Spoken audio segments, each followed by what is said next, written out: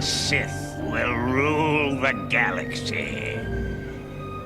And we shall have lamb chops. Well, this guy's crazy. You take one look at the animal and you wonder how anyone could love a face like that. If we sow tomato seed, we will always get tomato plants. Give me a drink. Real simple. Give me a drink. Give me a drink. Let's watch a video. This is a classic. Let's watch. Thank you, David. You get a G for enthusiasm. And thanks to you too, Stephen, for broadening our knowledge about agriculture. Anyway, hello there and welcome to the Attic. I'm Lloyd Evans and you're watching the fifth in a series of videos in which I'm following the material shown to Jehovah's Witnesses at their 2022 Pursue Peace Convention, which, as with the previous two conventions, is taking place virtually in response to the COVID pandemic. In today's video, we'll be taking a look at the Sunday morning session of the convention, and as usual, there's a lot to get through. So without further ado, let's roll the first clip. In the following dramatization, notice how a family member sows peace.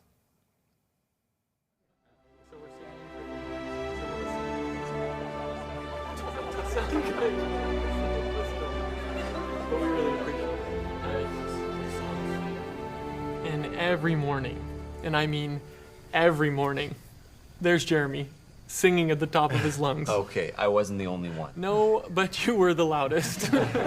Spoken like a true big brother. I was always impressed with how close you two were. Well, wasn't always that way. No. I mean, it started out that way. Nick and I, we weren't just brothers. We were friends. But then the family business ran into trouble, and what started as a small disagreement just exploded. How our business works. Instead of criticizing, could you just once? Jeremy! Do you have any idea what this is gonna cost us? I didn't have a choice. You went behind my back. What's your problem? You're the problem.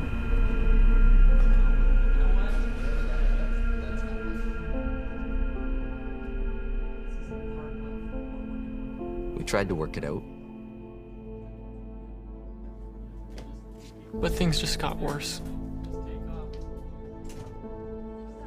It was like a door slammed shut between us. On the outside, I acted like everything was fine. But inside, I couldn't let it go.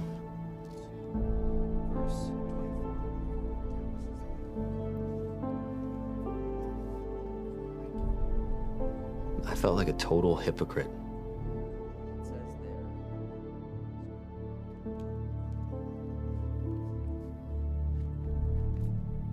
And that had to change.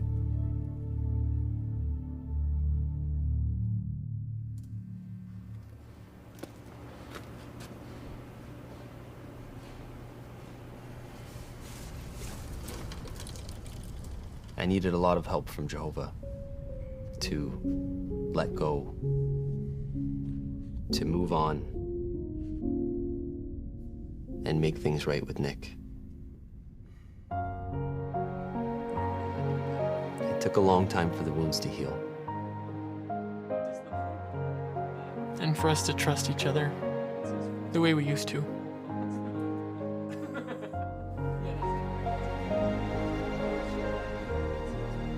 But we did.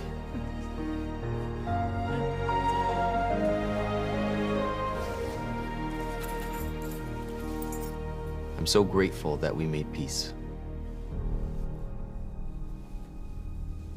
Before the world turned upside down.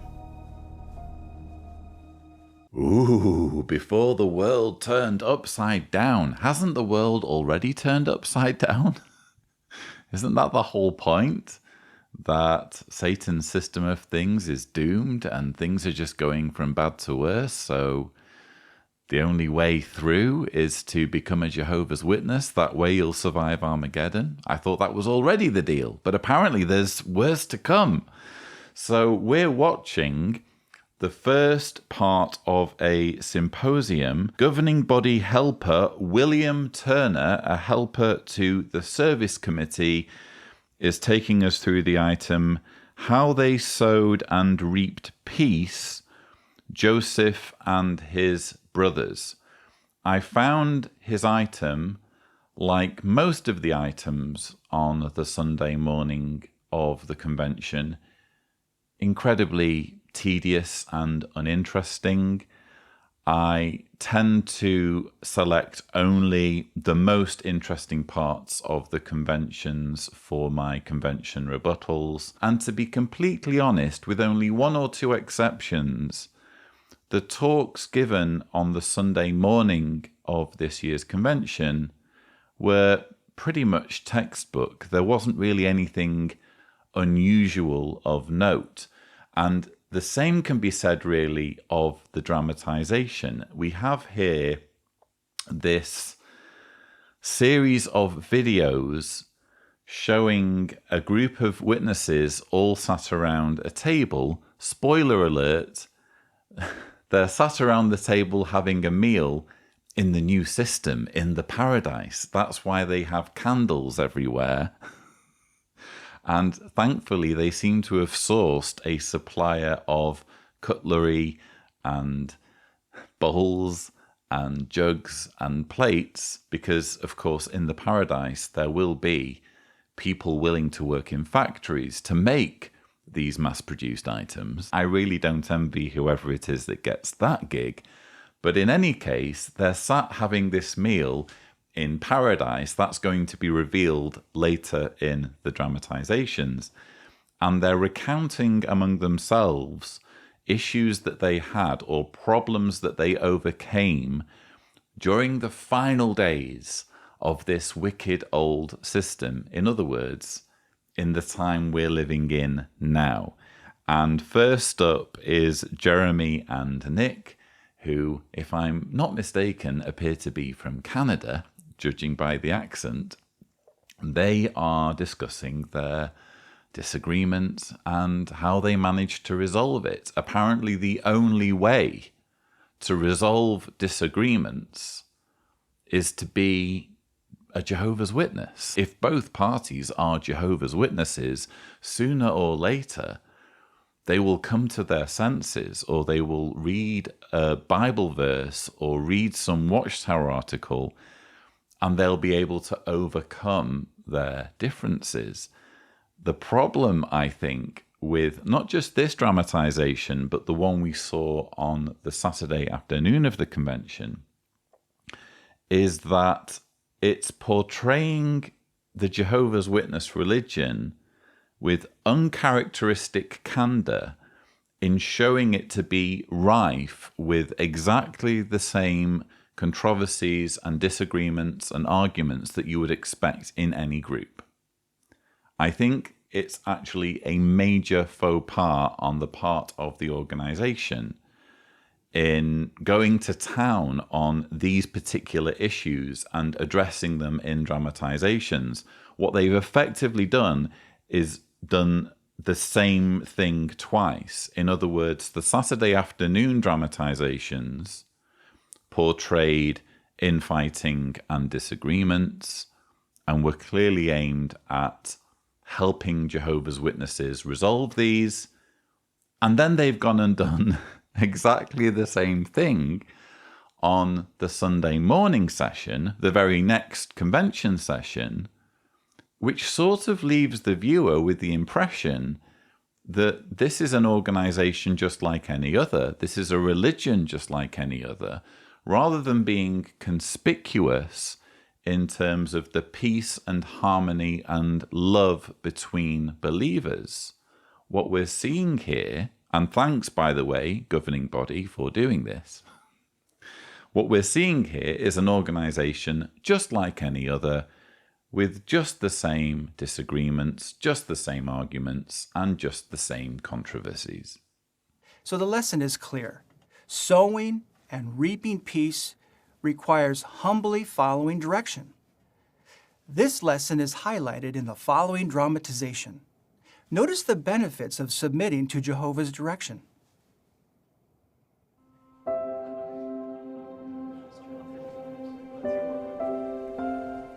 You see, the pandemic lasted longer than any of us expected. And all the conflicting news reports just added to the stress. Then my sister lost her job and had to move in with us. So yeah, it was me and Kelly, Nicole, and Dad. 20 seconds, son. 20 seconds.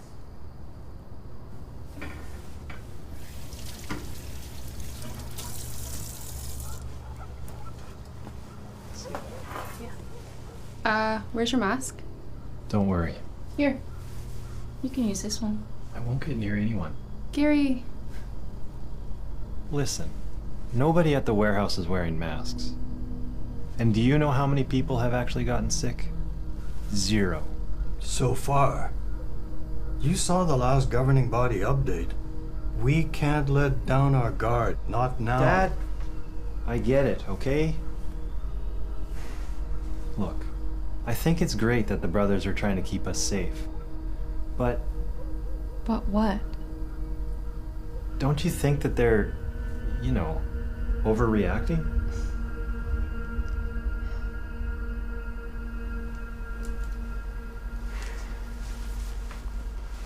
Sorry to interrupt this Oscar-worthy acting display, but I really must add some commentary, otherwise I run foul of the rules on copyright. We're watching the symposium item from the Sunday morning of the Pursue Peace 2022 convention. How They Sowed and Reaped Peace, the Gibeonites. It's being taken by Ronald Curzon, a helper to the teaching committee. And yes, it's the next installment in this series of dramatizations. It's quite dark, isn't it? That, the mood here and in the previous installment just seems quite tense and quite dark. And I can imagine if I were a child in the audience, because bear in mind, this is compulsory viewing for all Jehovah's Witnesses, including families. I can imagine if I were sat in the audience as, let's say, a 7, 8 or 9-year-old, thinking,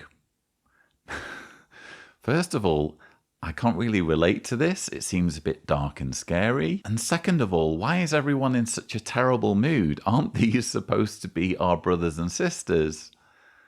Aren't they supposed to be kind and loving to each other? Instead, we have tension and we have, brothers arguing, just like we had depicted in the previous session with the whole drama about the YouTube or quick post video about jewelry. What we're seeing here again is more portrayals of Jehovah's Witnesses behaving badly. And I think this particular installment, well, I don't think, I know, it's targeted at Jehovah's Witness anti-vaxxers. This is the belated response, in my opinion, to the problems the governing body had and probably continues to have during the pandemic, with a significant percentage of Jehovah's Witnesses who don't take social distancing and COVID precautions seriously. And if you ask me, laudable though the organization's response has been with regards to social distancing and encouraging people to get vaccinated and take the pandemic seriously and take precautions, in many ways, its anti-vaxxer problem is of its own doing. In other words, what do you really expect if you're an organization that for decades has encouraged cynicism when it comes to science, bordering on outright science denial, This is an organization that throughout the decades, in its publications and indeed in its videos, has claimed that scientists are involved in some satanic conspiracy when it comes to evolution. So Satan wants to fool the entire world into thinking that life evolved, and he's somehow managed to get all of the world's scientists, or to be specific, the consensus of the world's scientists, to support him in spreading this lie about evolution. That's the Jehovah's Witness narrative. Science denialism has been basically their bread and butter for decades.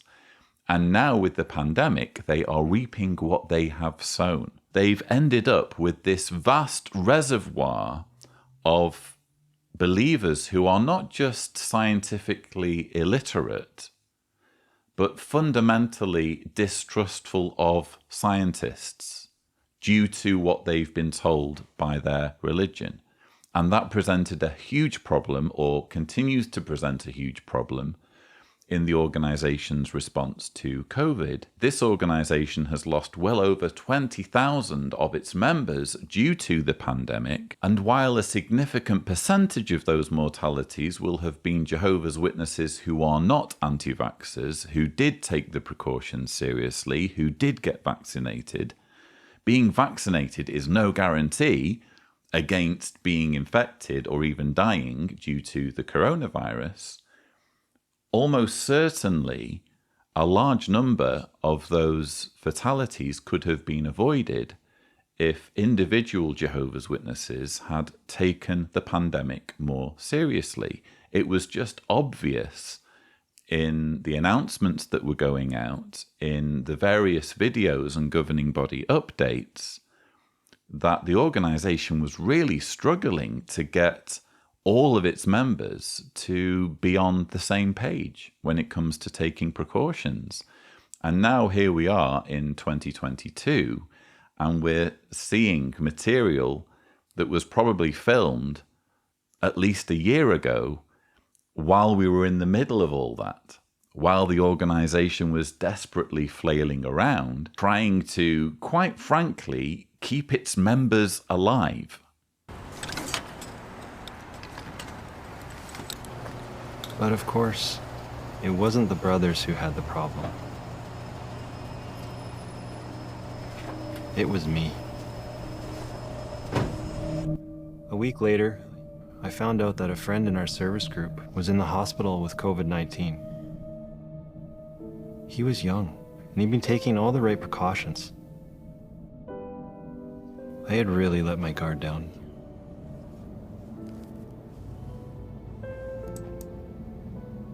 Now is not the time to slacken our hand when it comes to safety.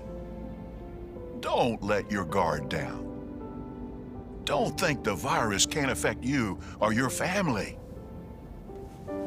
I saw how the organization was really trying to protect us, and how much my decisions were affecting others, including the people I love the most. As the pandemic dragged on, I learned the importance of being humble and obedient.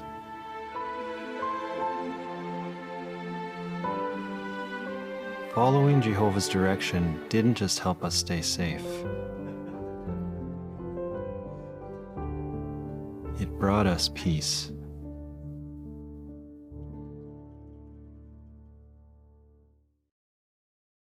What timely lessons, especially with all that we are facing today.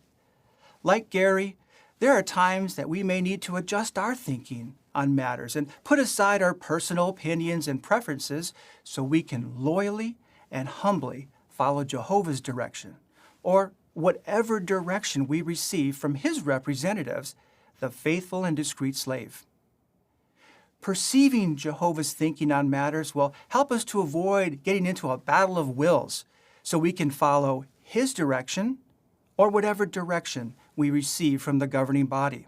Well, that was about as subtle as a sledgehammer. Ronald Curzon there, or Robo-Ron, as I like to call him, telling Jehovah's Witnesses, or reminding Jehovah's Witnesses, to loyally and humbly follow Jehovah's direction, or whatever direction they receive from his representatives, the faithful and discreet slave. And having said that, he repeats his message, telling Jehovah's Witnesses to follow Jehovah's direction, or whatever direction they receive from the governing body. Twice he uses the words whatever direction, follow whatever direction. Doesn't have to make sense, doesn't have to be logical. It could, frankly, be dangerous. It could be completely lacking in sanity or sound judgment. If it's coming from the governing body or faithful and discreet slave, which, let's face it, is sort of synonymous now with Jehovah, isn't it? How do you distinguish between them? They just use Jehovah and governing body in the same breath now, don't they? But the message here is disturbing, it's chilling. Whatever direction you receive, you must obey. Obedience is everything. And to hammer that message home, we have this dramatization, which was so clearly filmed at the height of the pandemic. Ronald seems to think that this is really timely advice. What timely lessons, especially with all that we are facing today. I'm not sure it's timely at all, Ronald. I actually think it's aged really badly in the context of the U-turn the organisation has effectively done with COVID. They're now essentially throwing caution to the wind in not just making in-person Kingdom Hall meetings an option for Jehovah's Witnesses, but actually ordering Jehovah's Witnesses to return. And I allude to this in a recent JW Watch live stream, Trouble in the Kingdom Halls, thumbnail here, if Tibor is gracious, and we know he is gracious, always, apart from that one time. So they have been ordering Jehovah's Witnesses to get back in the Kingdom Halls in almost direct contradiction of the tone and message of this dramatization, which is all about keeping distant, staying socially distant, taking the pandemic seriously. When you're ordering Jehovah's Witnesses to attend meetings in person and effectively shaming them if they choose to attend those meetings virtually, just as a precaution, how does all of this fit in? How do you then go to showing them dramatizations of Stephen Lett in a governing body update warning Jehovah's Witnesses, now is not the time to slacken our hand when it comes to safety. Don't let your guard down. Don't think the virus can't affect you or your family. I mean, how do you take that seriously as something that Stephen Lett would have the freedom to say in a future governing body update? Quite apart from how self-indulgent it is for the governing body to be presenting themselves in this way and to be showing how prominent they are or how prominent they should be in people's lives, with Jehovah's Witnesses apparently supposed to hang on their every word and say things like, don't forget what they said in the last governing body update. Quite apart from all of that, how do you float the idea of the governing body telling Jehovah's Witnesses not to slacken, not to be complacent, when the evidence seems to be that organizationally, when it comes to ordering Jehovah's Witnesses back to the Kingdom Halls, that's exactly what the governing body themselves are doing. Let's look at the following dramatization.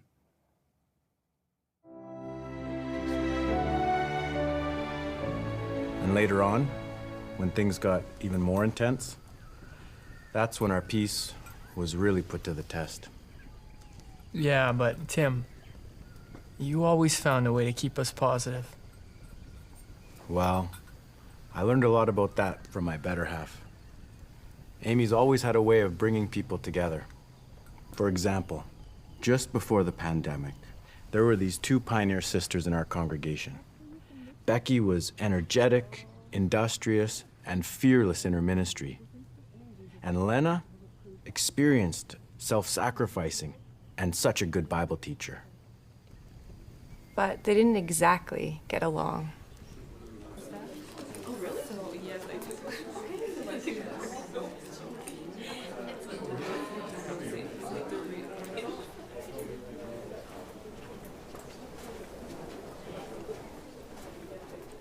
You ready to go? Are you okay? It's Becky. She's just such a phantom pioneer. We never see her. I'm sorry, but she just needs to be more serious about her ministry.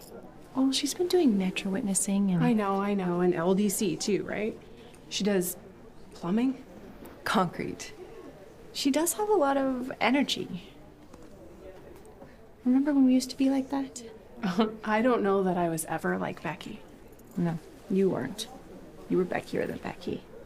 I couldn't keep up with you. Those long service days in your little red car. That feels like a long time ago.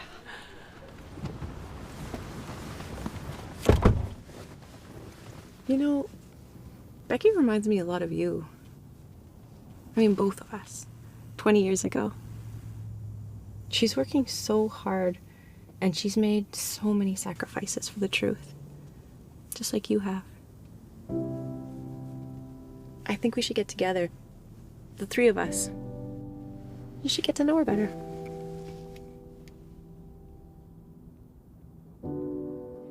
The next week, I had them both over to the house. And the more those two got to know each other, the closer they became. You know that proverb, the tongue of the wise is a healing? Amy taught me what that verse really means. Okay, everyone out.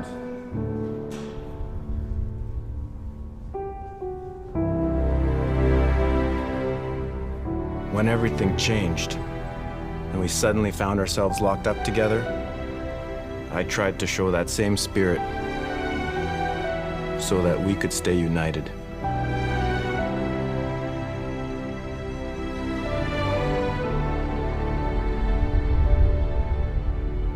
And with Jehovah's help, we did. It wouldn't be a Jehovah's Witness convention without a massive dose of persecution porn, would it? And that's exactly what we're going to get more of as this series of dramatizations unfolds. The governing body needs Jehovah's Witnesses to feel threatened. They need followers to feel as though they are on the brink of this great tribulation where the authorities come for them, where they become public enemy number one. If Tibor is gracious, I think it's worth revisiting this piece of artwork from the Pure Worship book, which I just find hilarious. This is a serious piece of artwork shown to Jehovah's Witnesses depicting a situation room where the world's military leaders are surveilling the Jehovah's Witness leadership.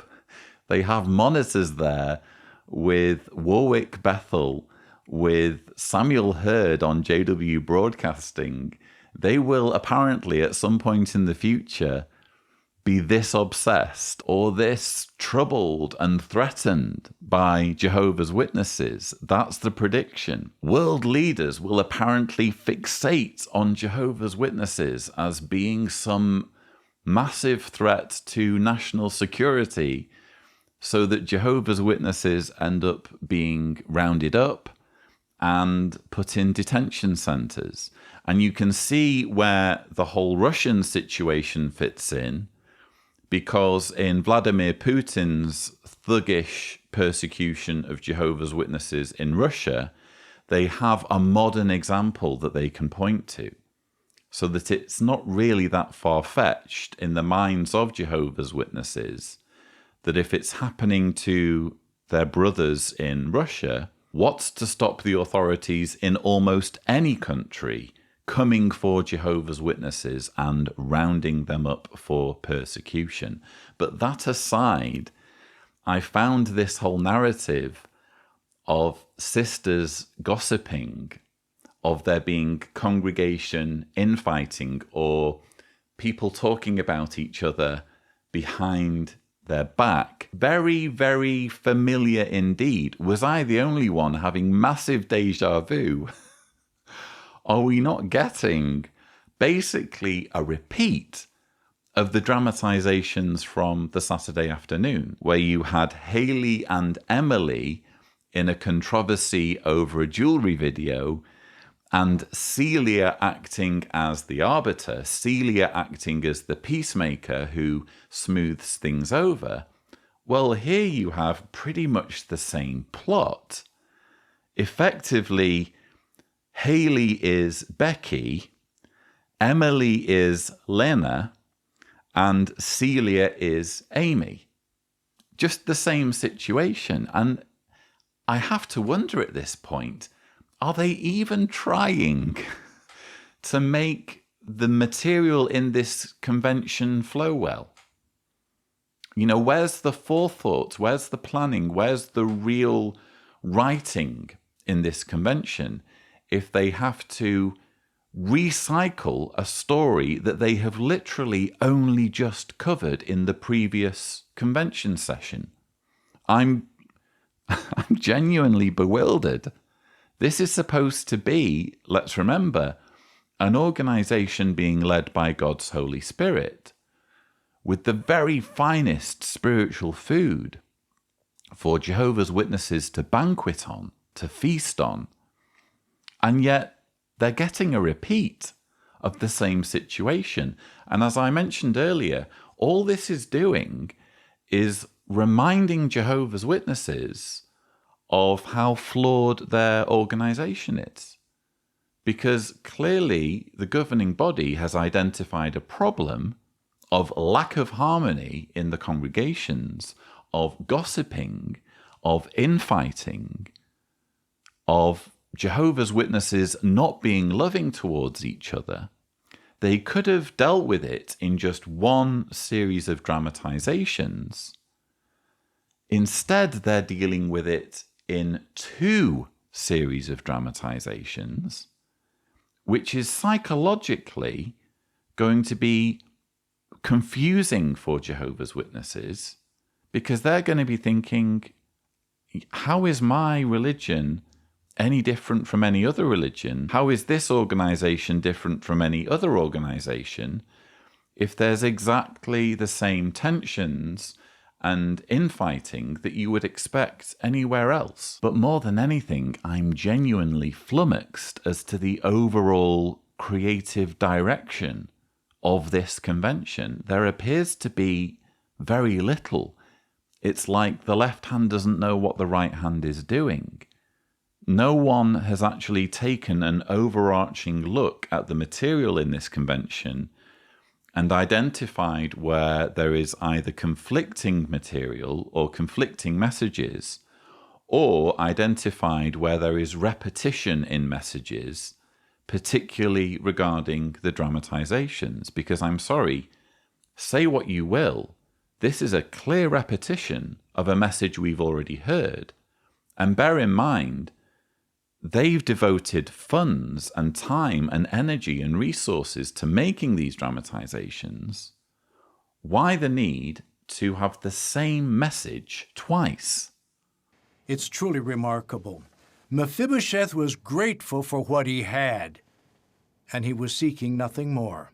He enjoyed peace of mind and heart. If a matter involving slander or fraud arises today, a Christian may choose to follow Jesus' instructions at Matthew 18:15 through 17. However, if for some reason following that procedure does not fully resolve the matter, he or she may choose to pursue it no further and suffer loss rather than disturb the peace of the congregation.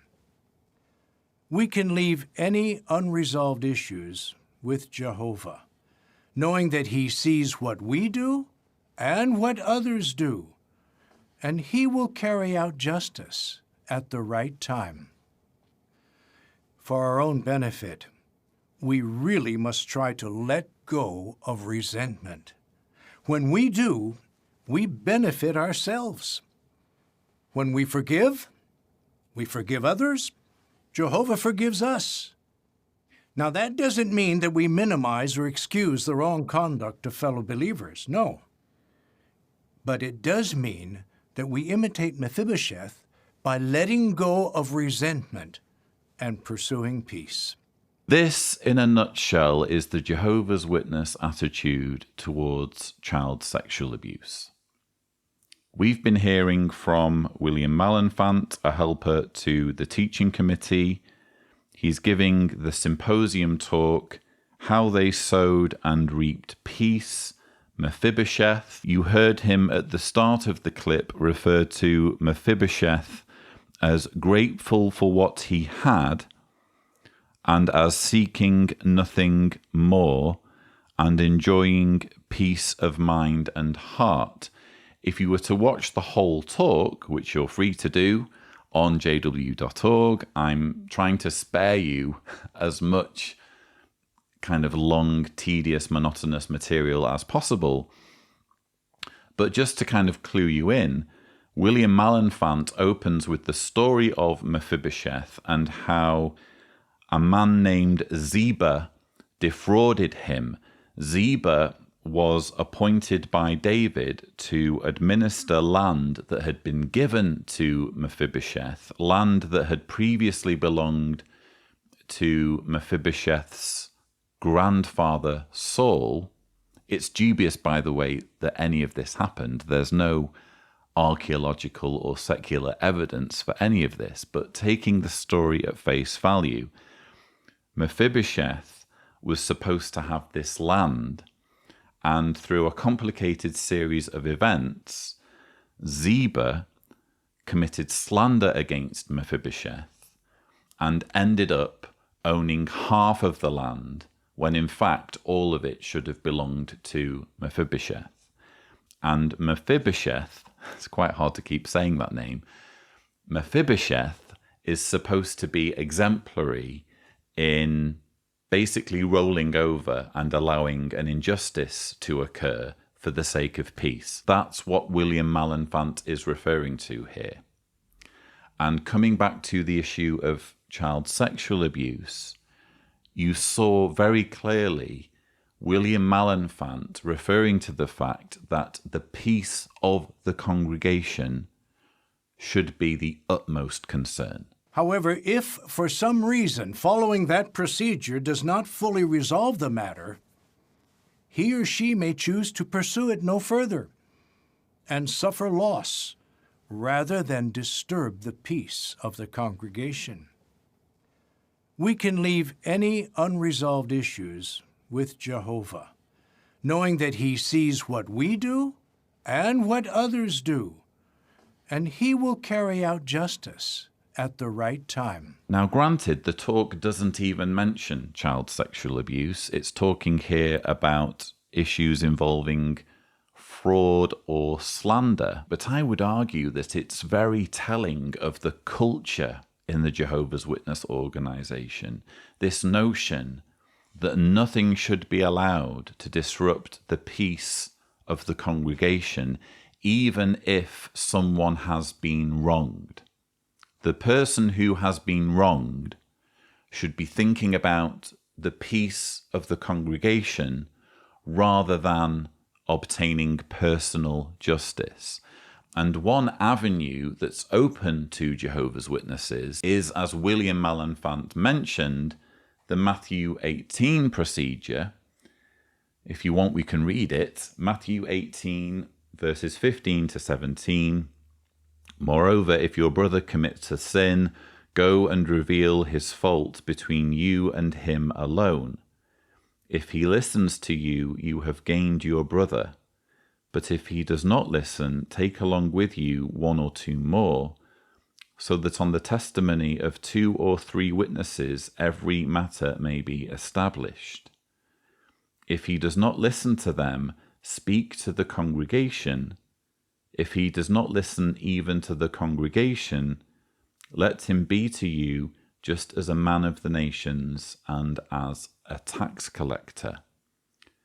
It's a little bit complicated because this process is sort of applied to situations that are serious but not necessarily gross sin. In other words, if gross sin is committed by a Jehovah's Witness, the person informing the elders can just bypass this whole procedure. They don't have to confront the individual necessarily. If they find out that someone's been having sex with a consenting adult to whom they're not married, they can just go straight to the elders and tell them, and the elders will be all over that person like a rash. But when it comes to tensions and disagreements, and as we've seen here, cases involving fraud. So let's say a Jehovah's Witness owes money to someone in the congregation and they're refusing to pay it back. That wouldn't be classed as a gross sin, even though really it's stealing. That would be classed as something that the 2 brothers, the 2 witnesses, need to thrash out one way or the other. One way could be by applying Matthew 18 and bringing in witnesses and having mediation and that sort of thing.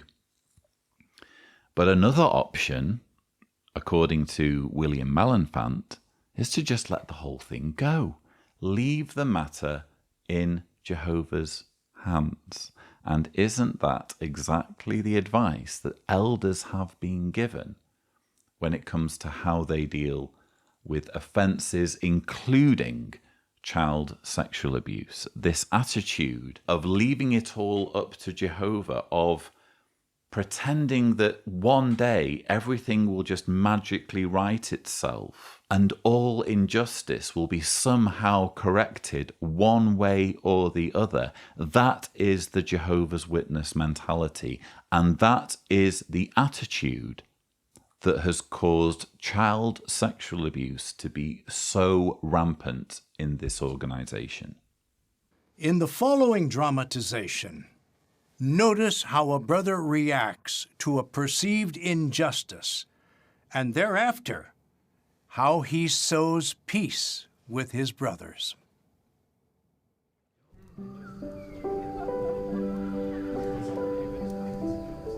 First time we met David, we were in chains. I'd seen a lot of things during my time as a guard, but nothing like the peace that you all had. Prison chains may be strong, but we all had something much stronger. But we had to work for that peace. Right, Phil? That's right. See, there was a misunderstanding that got blown all out of proportion, and I didn't handle it the best. The more I tried to defend myself, the worse it became. Brothers, there must be some mistake. This isn't true. You know me.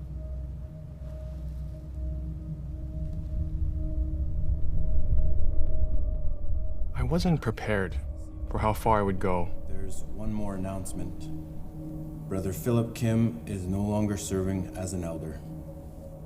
Well, that brings our meeting to a close. The next few months were a real struggle. But when more details came to light, I thought I'd be reappointed. But I wasn't.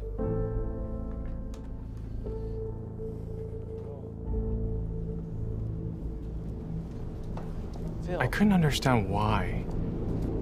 Phil, come on. I felt bitterness growing inside.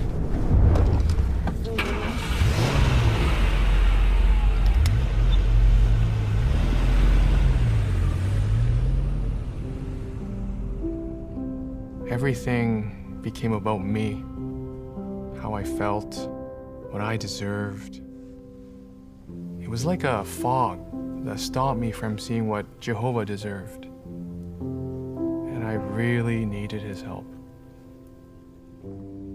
I found comfort in accounts of Jehovah's servants who were either misunderstood or misjudged, but maintained their loyalty to him.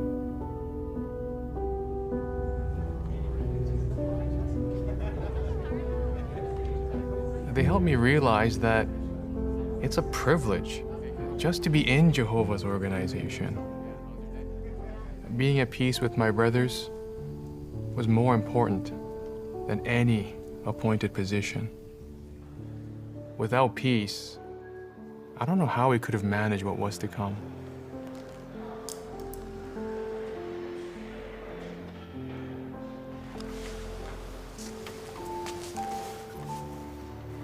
Arthritis bad today? And I'll be your secretary. Just like Barak was to Jeremiah. I don't know what I'd do without you.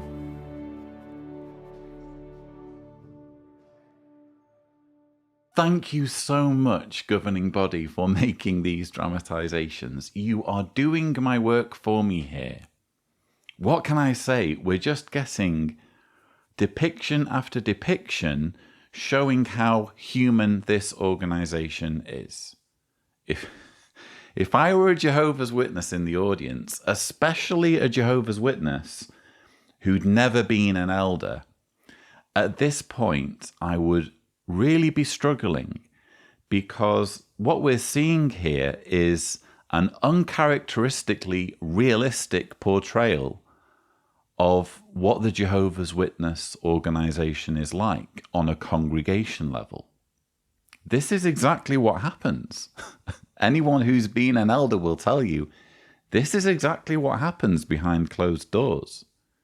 You have exactly the same politics and infighting and arguments and controversies in meetings of elders as you would have in any boardroom or in any hierarchy of any organization. It's a completely human organization. But when you're a rank and file member, when you're an ordinary congregation publisher, or let's say a pioneer, you're not supposed to know this.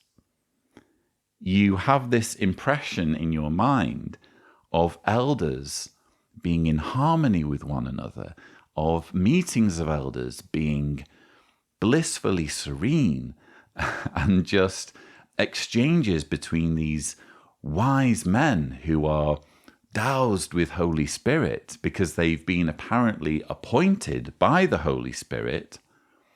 Of course, when they meet together, they're supposed to get along, aren't they? That's why the Holy Spirit chose them. So when you're an ordinary Jehovah's Witness, you just assume that by and large, elders just get along with each other. And then, speaking from experience, you become an elder, which obviously you're not allowed to do if you're a woman. That's another story. But you become an elder, and then you see, whoa, the reality is completely different. And actually, I might as well be in an office building working at a worldly company. That's how much backbiting and infighting and politics I'm seeing here. So again, thank you, governing body, for dispelling this myth and creating a whole load of cognitive dissonance in the minds of Jehovah's Witnesses, many of whom for the first time are having to grapple with the concept of their body of elders being just as prone to tension and disharmony as any worldly group of men. In the following dramatization, please notice how an elder sows peace.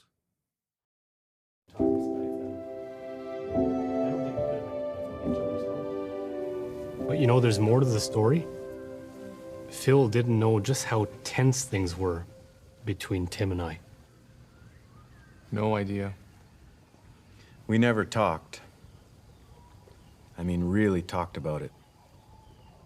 Until it was too late.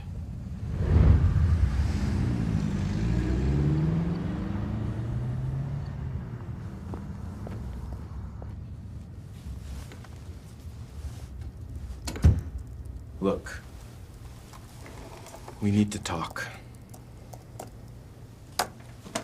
I think we need to seriously reconsider Phil's qualifications. You know he's not the type of brother that Enough. Enough about Phil. Look, I know he's your friend. Friend? But the body agreed that he's no Friend? longer qualified to serve. Friend? He's worked with us for years. The body decided unanimously that he should no longer serve. Because you pushed them. Excuse me? It's enough that we have those outside the congregation putting pressure on us. We do not need more in here. Seriously think? The conversation, the argument, it was terrible. We both said things we didn't mean.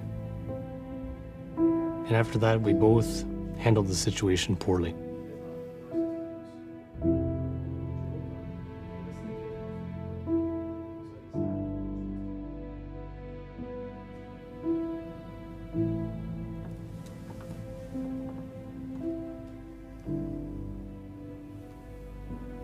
We need to make things right.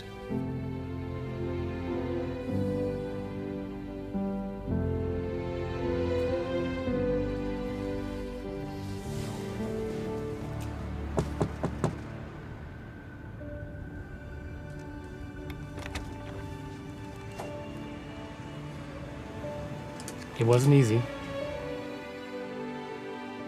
but we talked it out. And we made peace. With Jehovah's help. Can you imagine what it would have been like in that cell block if we hadn't? We finally told Phil the whole story once we were all roommates. Wow. You ready? Let's go sing. In dark, stormy seas, God's people are living in peace. With our eyes of faith, we see beyond the clouds and know that the storm soon will cease. To the ends of the earth, there'll be peace at last for all eternity.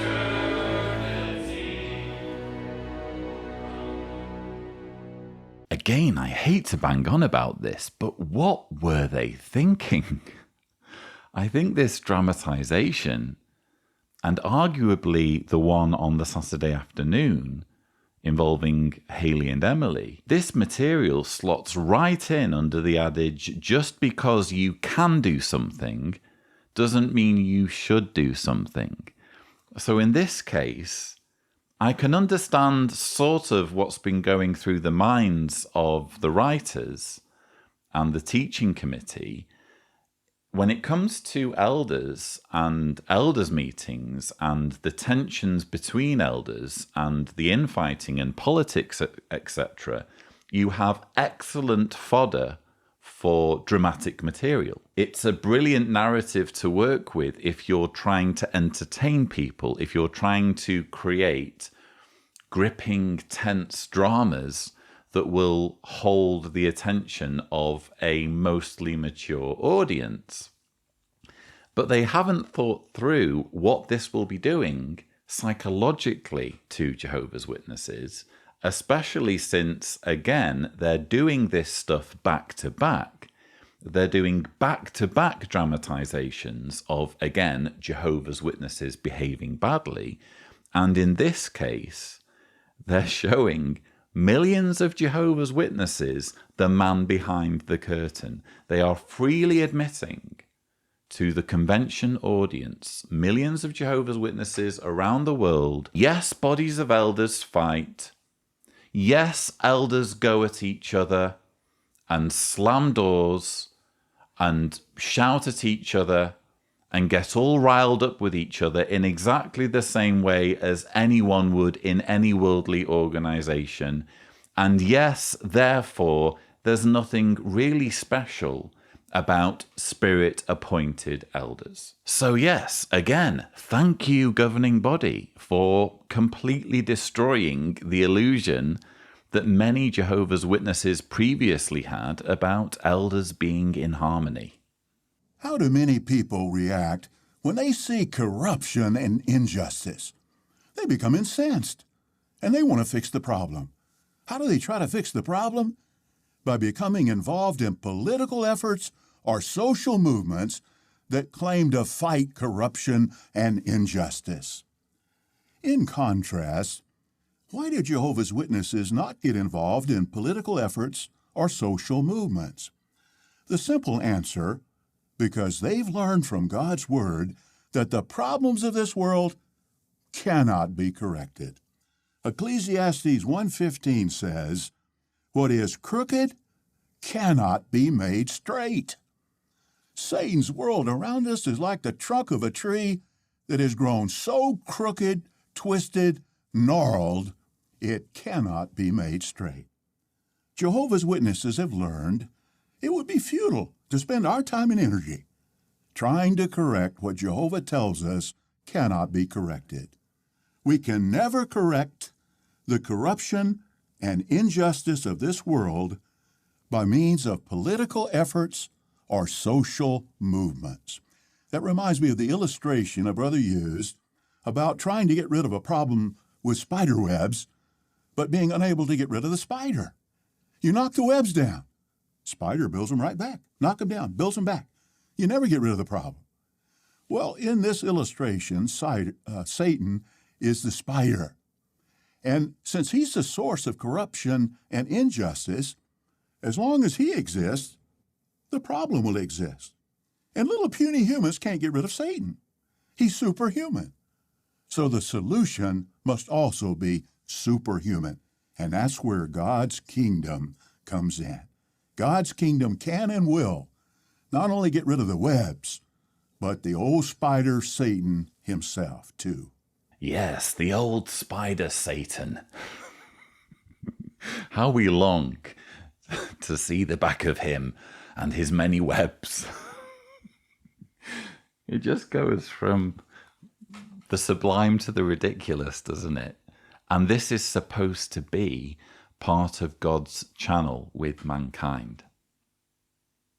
Out of everyone on the planet right now, nearly 8 billion people, if you were to narrow it down to the 8 most wise and most humble and most discreet individuals, you've just been watching one of them, folks. Stephen Lett is part of that extremely exclusive elite group of wise people that Jehovah has handpicked to give his wisdom to mankind. And in this instance, his wisdom is to be indifferent to the world's problems. Be indifferent when it comes to social justice and the environment. We've already seen this in this very convention. In fact, the sushi, if you're interested, is sushi 365. Jehovah's Witnesses pressured to be indifferent to environment and social justice. They went to the trouble of producing a propaganda video segment on this very subject. Again, I can't understand why this convention, well, I do understand why this convention has so much repetition in it. And they just keep going over the same material again and again and again. It's because there's absolutely zero divine guidance or influence in the way this half-baked convention has been cobbled together. I'm actually going to call it now. This is not the worst convention ever. It was looking that way on the Friday and arguably the Saturday morning, there was some truly horrendous material, but it's sort of flipped a little bit to the point where I'm kind of grateful that some of this material is being shown because it's making my case for me. I mean, thank you, Stephen Lett, for just being silly on camera and saying things that are utterly tone deaf. Of course, social justice is worth fighting for. This is an organization that has benefited from past generations fighting for equality. The civil rights movement had an impact on the Jehovah's Witness organization, because even in kingdom halls of Jehovah's Witnesses, there was segregation. There was segregation, if you're interested, when the photodrama of creation was being shown at least one theatre in New York, to the point where people were writing in and complaining, and Charles Taze Russell was having to make excuses for the fact that black people were being forced to sit in the gallery and white people got to sit on the bottom floor of the auditorium. It's been a part of the organization's history, racism and racial inequality. Nowadays, the organization, you could say, is conspicuously non-racist, apart from the lack of diversity on the governing body and among the governing body helpers. But certainly when it comes to attracting new members and when it comes to the congregation level, arguably there isn't any racism, or at least the organization projects a very progressive, inclusive message as far as race is concerned in its propaganda materials, in its illustrations, which very prominently feature people of colour. But it hasn't always been that way. And the organisation has been forced to adapt, forced to change, forced to get rid of segregation because of the civil rights movement. And the civil rights movement would not have happened if people in the past had taken advice such as the drivel we've just heard from Stephen Lett seriously. But now we'd like to say to you, dear interested ones in attendance, if you're not yet one of Jehovah's Witnesses, we warmly invite you to please study the Bible with us. See for yourself how genuine love is the best way of life and is the best way to deal with the problems that divide society today. Jesus made it crystal clear that the identifying mark of true Christians is love. At John 13:35, he said, "By this all will know that you are my disciples if you have love among yourselves." So, dear interested ones, see for yourself whether this genuine love exists among Jehovah's Witnesses. But now we say to those of you who are already Jehovah's Witnesses, please continue to cultivate and show love for the whole association of brothers. And doing so will require that you remain strictly neutral regarding the world's political affairs and other controversies, just as our leader remained neutral. At John 17:14, Jesus said of his disciples, "They are no part of the world, just as I am no part of the world." So during discussions in the ministry, or anywhere for that matter, remain strictly neutral on political topics. Take no position regarding what laws should be enacted, repealed, or changed. And don't pressure others to agree with your view. We're watching governing body member Stephen Lett giving the concluding symposium talk, How They Sowed and Reaped Peace, Modern Day Examples. And it's not every day Stephen Lett and I agree on something. But on the following words, I can agree wholeheartedly. So, dear interested ones, see for yourself whether this genuine love exists among Jehovah's Witnesses. I couldn't have put it better myself. Yes, indeed. If you're interested in perhaps joining Jehovah's Witnesses, if you're studying with Jehovah's Witnesses, if you're in conversations of any kind and entertaining the notion of maybe one day becoming a Jehovah's Witness yourself, see for yourself whether it's a loving organization. Because as Stephen Lett has commented, this is an organization that Jesus said would have love as its identifying mark. Love should be conspicuous among Jehovah's Witnesses. So see for yourself whether that's true. See for yourself whether there is shunning, whether families are decimated by having loved ones estranged because they have dared to think differently from Stephen Lett and his colleagues. See for yourself whether there is gossiping and backbiting and infighting as depicted in the dramatizations we are seeing in this very convention. See for yourself whether there is love in the way child abuse is handled. The massive industrial scale cover-up of child sexual abuse. Ponder whether that's a loving thing, and ponder whether it's loving to coerce people to die rather than accept blood transfusions. See for yourself. For once, I agree wholeheartedly with Stephen Lett's words. Yes, during this symposium, we've learned many valuable lessons as to how we can sow peace. Let's all be determined to do so with all our heart. And what will be the final result? For the answer, let's watch the final dramatization of this symposium.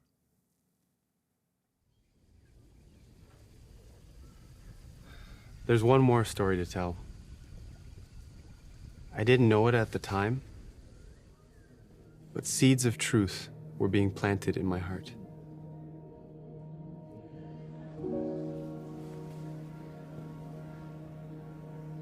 You were all so different.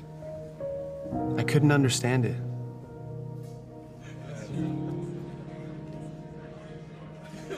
You were prisoners, yes, but you felt free.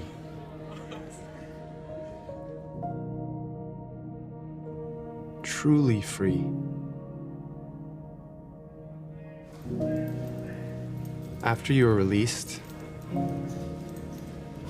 it became clear to me that you have God's blessing. And I wanted to know why. Phil helped me find the answer. And you will know the truth, and the truth will set you free. Phil encouraged me to make the truth my own, though I had real trouble at first. With all the turmoil going on at the time, the idea of being peaceable and waiting on God's kingdom, it was hard to grasp.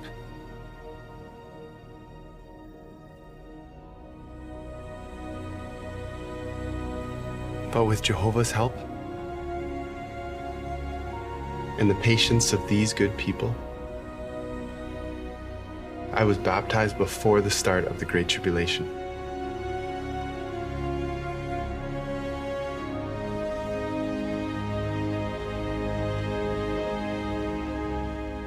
Joseph, during our time in prison, the story of your life, your time in prison, and how Jehovah was always with you became a real source of strength for us.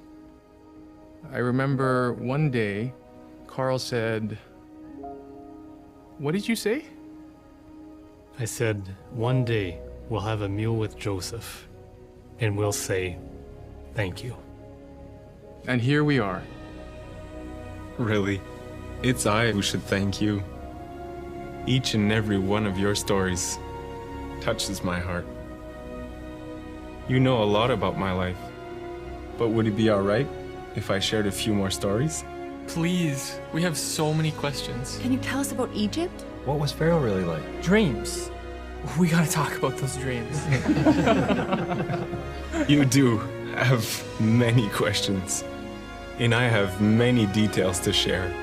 And thanks to our God Jehovah, we have all the time we need.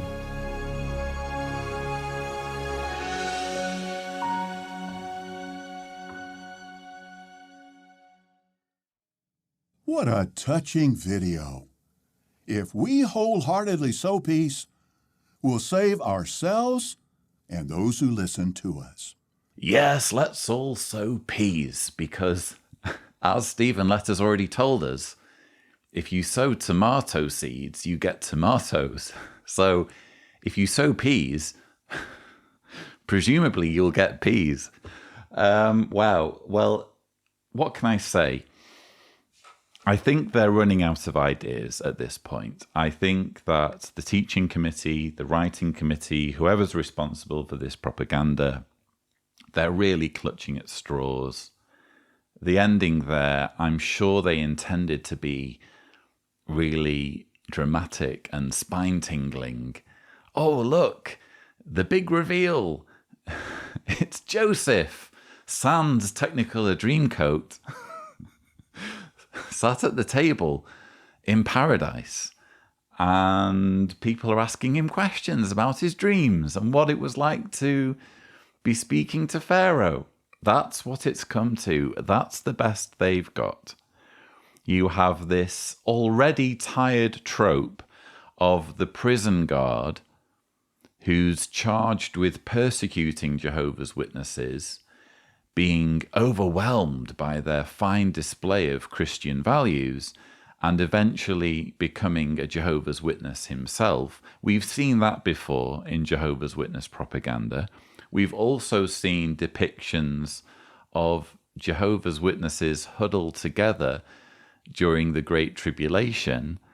It was done, of course, in the 2016 Remain Loyal to Jehovah convention, and I did a video on the infamous bunker videos. Thumbnail here if Tibor is gracious.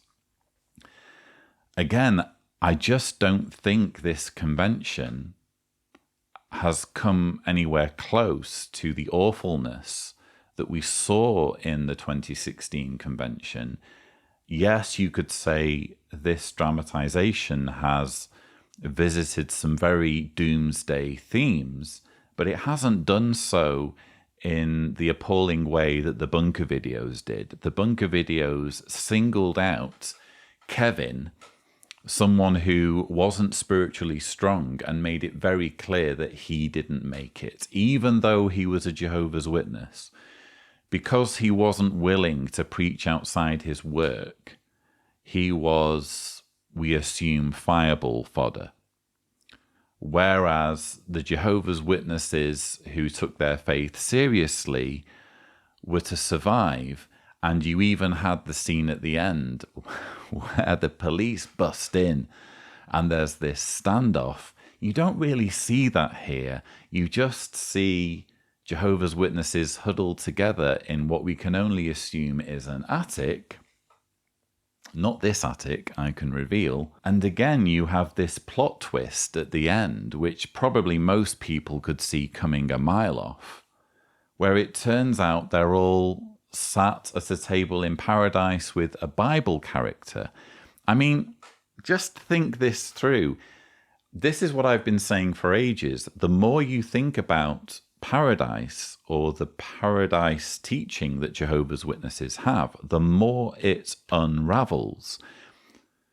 And depicting it in this way doesn't do the organization any favors, because all you really need to do is think about this. So you have, let's say, 8 million Armageddon survivors on a paradise Earth. So this is immediately following Armageddon, and during the course of the 1,000 years, everyone who has ever died before Armageddon, including people like Vlad the Impaler, including Osama bin Laden, including the conquistadors, including the most notorious characters in history, Joseph Stalin, you name it, they all gradually get resurrected so that they get an opportunity to become Jehovah's Witnesses, which would swell Earth's population, which is already struggling now at nearly 8 billion, to tens of billions. And how many Bible characters do you have? You know, there's only one Joseph to go around, isn't there? So let's ignore the tens of billions that end up being Earth's population.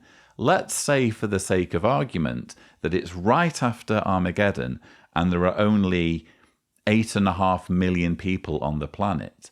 There's one Joseph to 8.5 million people.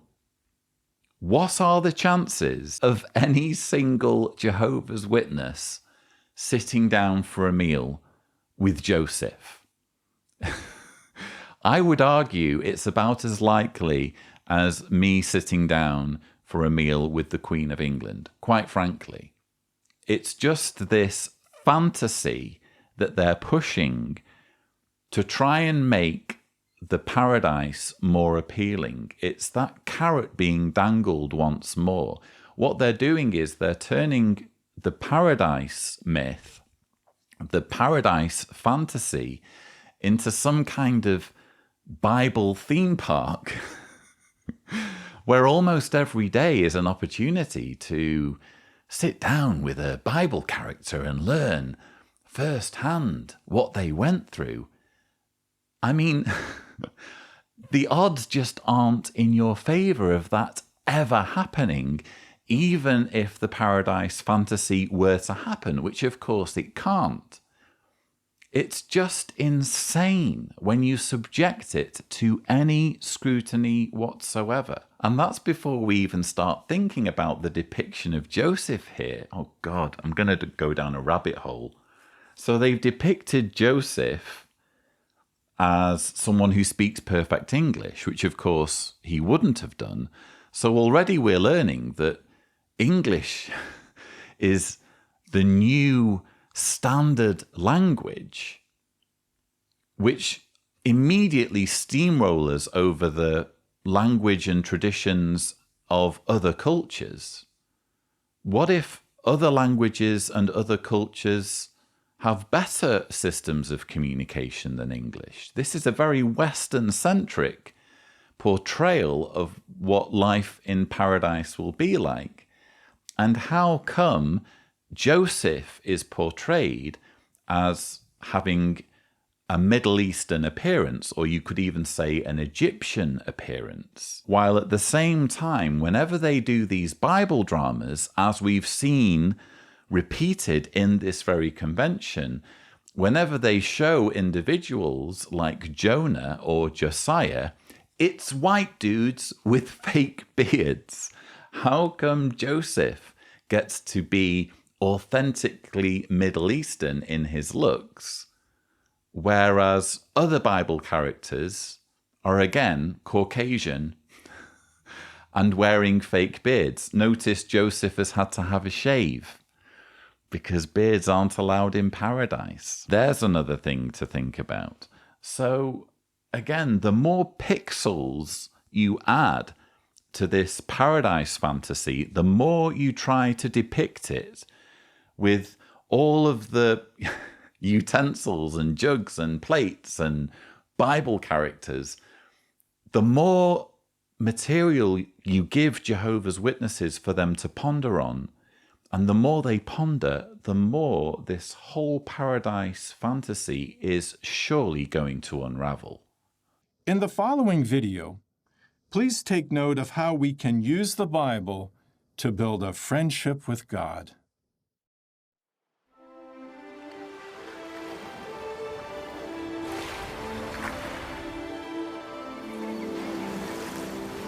Have you ever wanted to ask God, who are you?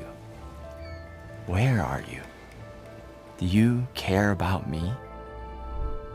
You are not alone, For centuries, people everywhere have felt the need to know their Maker. Imagine a woman who has never known her father.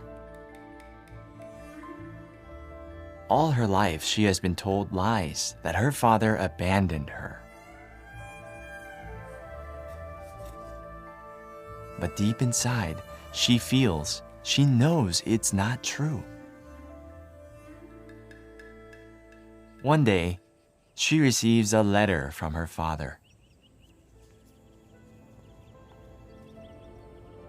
She learns that he is alive and that unbeknown to her, he had been reaching out to be part of her life since the day she was born.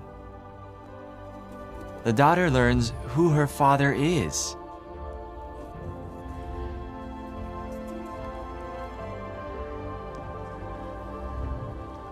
And eventually, she finds him.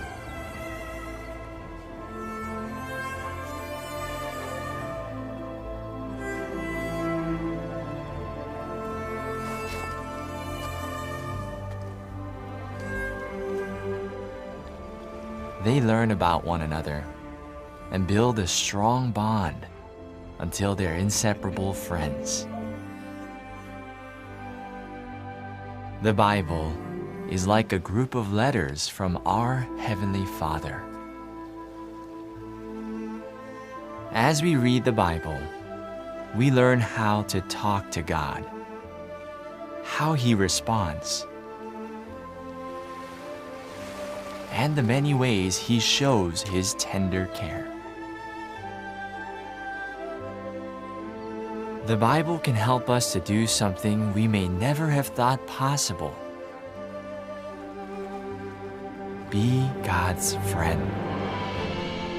That friendship starts by learning the name of your Heavenly Father and new friend, and God tells us His name. You whose name is Jehovah. You alone are the Most High.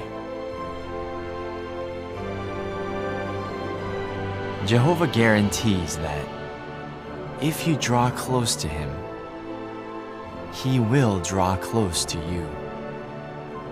Our loving Father openly extends friendship to all who search for Him. Will you accept His invitation?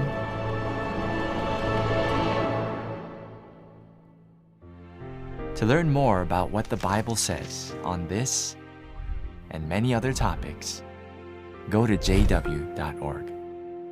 Thanks, I'll put that on my to-do list.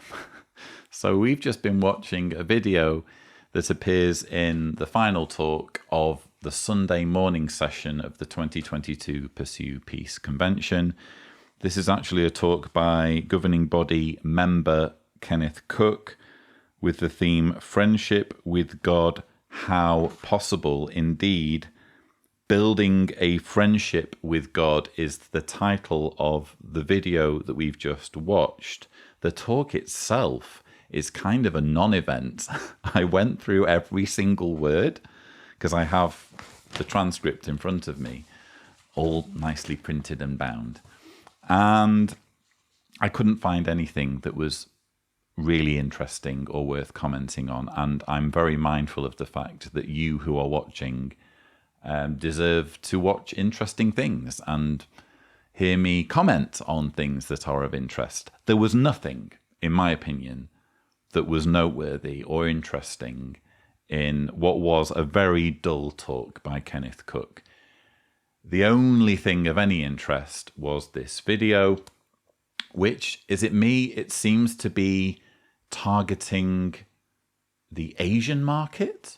Would that be a miss for me to make that observation? It seems, at least in my view, to be speaking to an audience that isn't necessarily coming from a Christian background or a background within countries where Christianity is the accepted religion. It seems to be speaking more generically about the concept of God. It's just, as with all Jehovah's Witness propaganda, it's full of holes, and especially this analogy about the letter from the long-lost father. The analogy would apply if the letter wasn't written by the father. So let's say the woman goes to the door and opens her letterbox and takes out a letter, and it's written by someone claiming to be writing on behalf of her long-lost father, and she takes it to be analysed by experts. Let's say she takes it to the police station because she's concerned about where her father might be being held and why her father isn't contacting her directly and why these men, this group of men, are writing on his behalf.